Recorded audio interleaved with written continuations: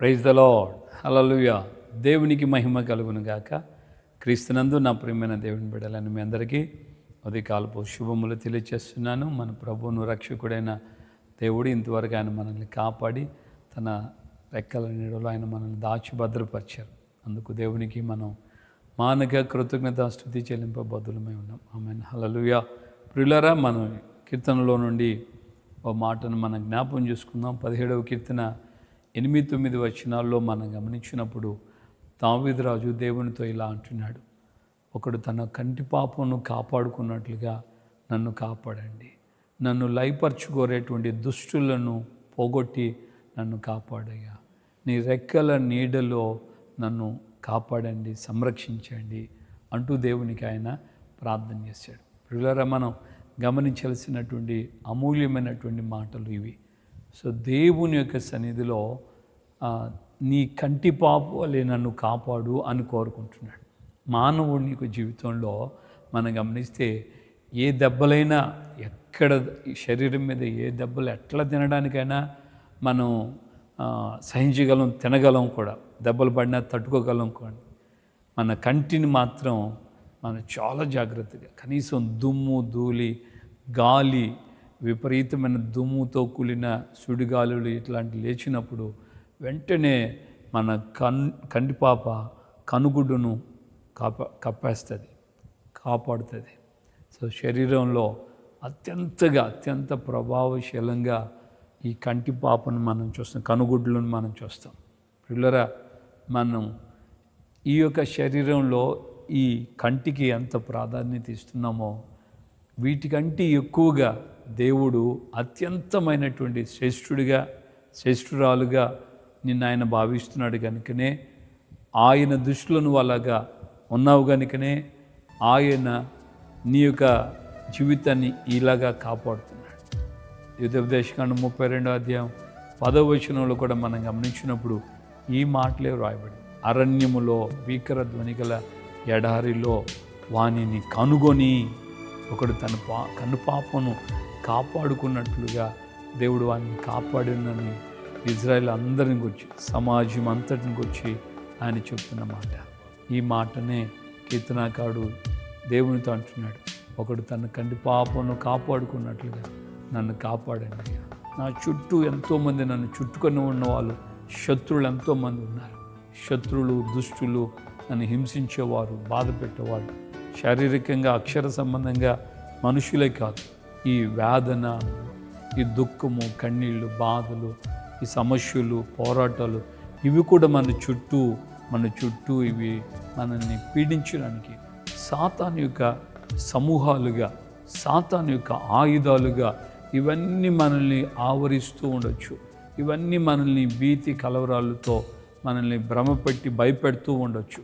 కానీ నీ ప్రార్థన విశ్వాసముతో దేవునికి అప్పగించుకొని, నీ రెక్కల నీడలో నన్ను దాచని ప్రభువా అని నువ్వు ఆయన కోరుకున్నట్లయితే నిత్యముగా ఆయన నిన్ను తన యొక్క రెక్కల నీడలో ఆయన దాచి భద్రపరుస్తాడు. దేవుని యొక్క లేఖనాలు మనకు తేటగా చెప్తున్నాయి కదా, యెహోవా యందు భయభక్తులు గల వరకు మీకు నీతిశూరుడు ఉదయించును, ఆయన రెక్కల నీడలో ఆరోగ్యం ఉన్నది, సమాధానం, నెమ్మది, సుఖము, శాంతి ఇవన్నీ కూడా ఆయన రెక్కల నీడలో మనకు అనుగ్రహించబడుతుంటాయి.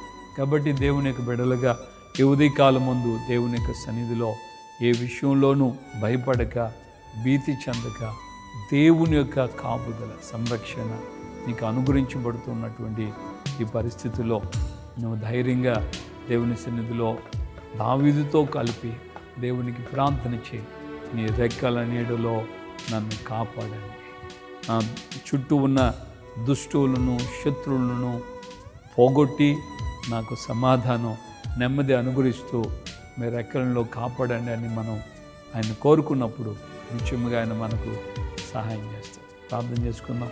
పరిశుద్ధమైన తండ్రి, మీ పాదాల స్తోత్రాలు. ఈ ఉదయకాలం ముందు మాతో మీరు మాట్లాడి మమ్మల్ని మీరు ధైర్యపరిచారు, బలపరిచారు.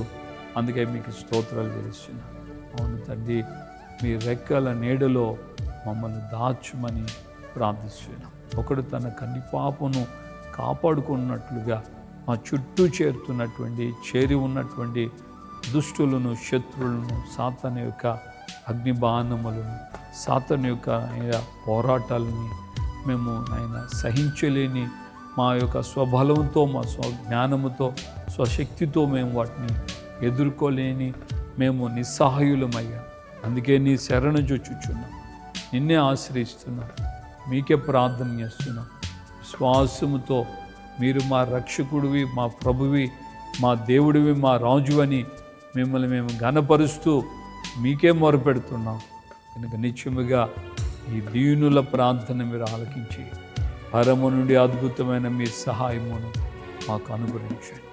ఒకడు తన కంటి పాపను ఏ విధంగా కాపాడుకుంటాడు, అత్యంత శ్రేష్టమైన విలువైన వ్యక్తులుగా దేవా మీ దృష్టిలో మమ్మల్ని మీరు జ్ఞాపం చేసుకుంటూ ఆ విధంగా సంరక్షించే దేవుడు అని మరొక్కసారి మీ ప్రేమను మా ఎడల కనపరుస్తూ క్రియారూపకంగా మాకు సమాధానం, మీ రెక్కల నీడలో ఉన్న ఆరోగ్యము, శాంతి, నెమ్మది అనుగ్రహిస్తూ నడిపించు దేవుడు అని నమ్ముతున్నాం. ఘనత, మహిమ, ప్రభావాలు మీకు ఆరోపిస్తున్న యేసయ్యా, ఒక్కొక్క బిడ్డని మీరు దీవించండి, బలపరచండి, సంరక్షించండి. చాలిన దేవుడిగా ఉండి కార్యాలు చేసి నడిపించండి. ఈ మాటలు ప్రతి హృదయాన్ని, ప్రతి కుటుంబాన్ని ధైర్యపరచండి, బలపరచండి. మీ ఘనమైన నామాన్ని తెచ్చుకోండి. యేసే నామములో ప్రార్థన చేసి పొందున్నాము తండ్రి, ఆమేన్. మన ప్రభు అయిన యేసుక్రీస్తు కృపయు, తండ్రి అయిన దేవుని ప్రేమ, పరిశుద్ధాత్మిక అన్యోన్య సహవాసము, సమాధానం ఇప్పుడు ఎల్లప్పుడూ సకల పరిశుద్ధులకి మనకు ప్రభు రాకడ పర్యంతం ఆయనందు మనసారా విశ్వసించి ఆయనకి అప్పగించుకొని నడిపించబడుతున్న వారందరికీ కృపతోడే ఉండి నడిపించి సమాధానం, నెమ్మది అనుగ్రహించును గాక. ఆమేన్, ఆమేన్, ఆమేన్. హల్లెలూయా. ప్రభుపేట అందరికీ వందనాలు. నిశ్చయముగా ప్రభు మనకి ఆ విధంగా తోడే ఉండి ఆయన మనల్ని కాపాడతాడు. కంటి పాపు వలె ఆయన రెక్కల్లో ఆయన దాచిపడతాడు.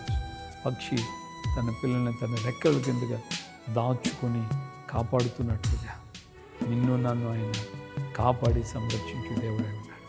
ధైర్యంగా ఉండండి, అధైర్యపడుకో.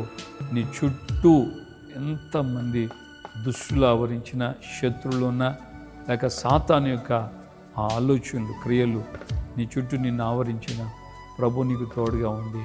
వాటన్నిటి నుంచి నీకు విడుదలిచ్చి తన రెక్కల నీడలో ఉన్న నెమ్మదిని, సమాధానాన్ని, ఆరోగ్యాన్ని ఆయన అనుగ్రహిస్తాడు. కృపా విధంగా మనల్ని తోడే ఉండి మనల్ని బలపరిచి నడిపించింది కాక. ఆమేన్. Praise the lord.